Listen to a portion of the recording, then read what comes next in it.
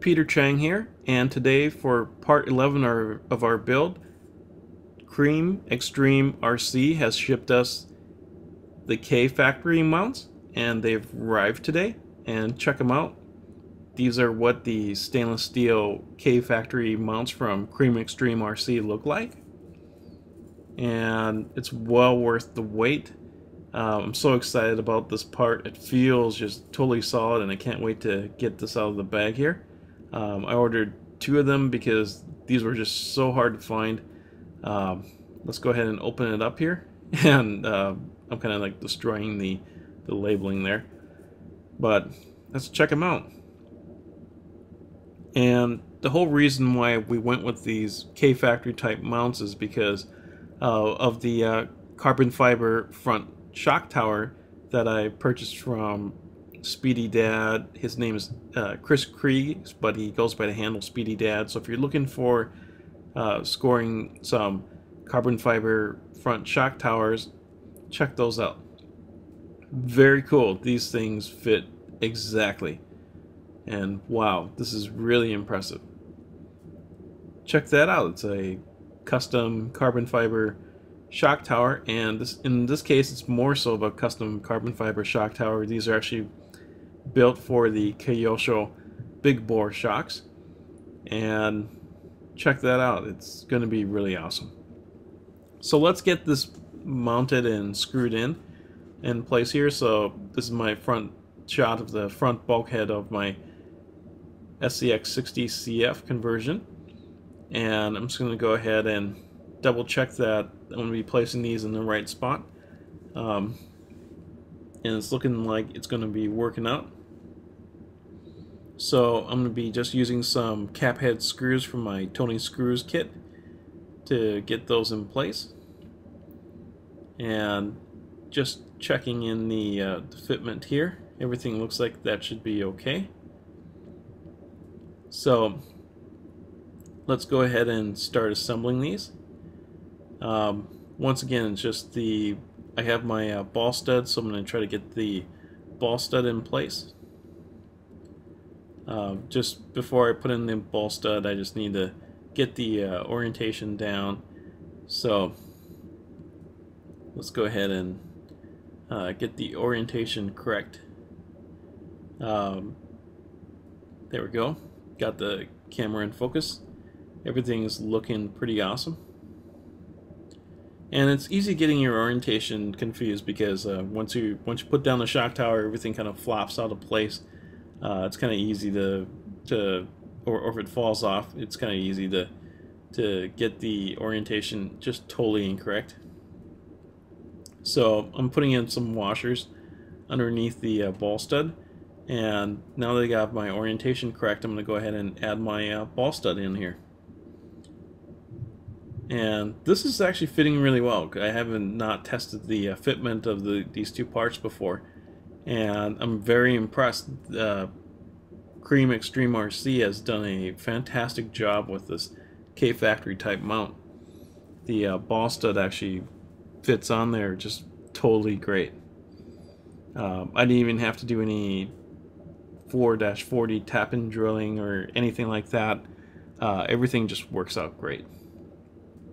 I'm also going to go ahead and add in a 4449 lock nut on here. Once again, this is my favorite styled lock nut.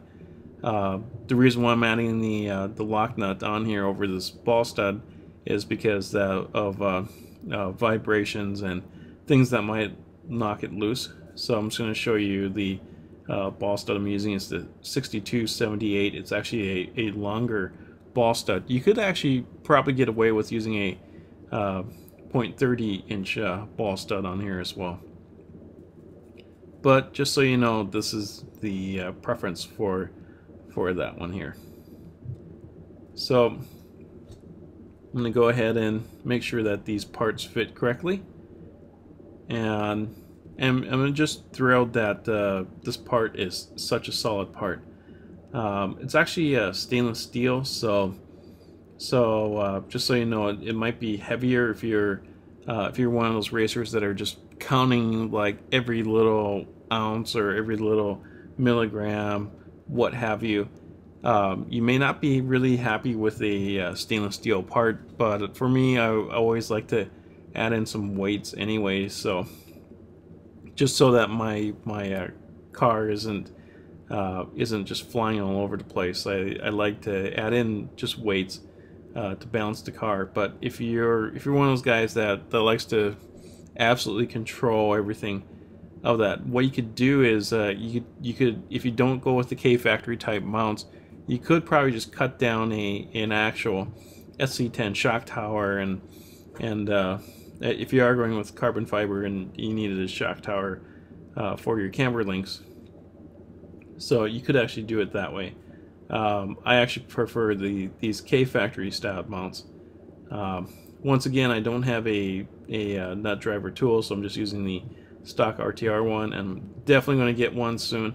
You've watched me with too many videos without an actual nut driver, so I will be getting one of these things soon. And pretty much just the same screws that you use to screw in the front shock tower of an SC10. I'm using those same cap head screws on this part of the build. So basically just 2 screws on each side and you should be set. I'm going to go ahead and screw in the next set.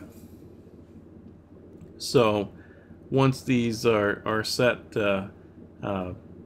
that's pretty much it for this part.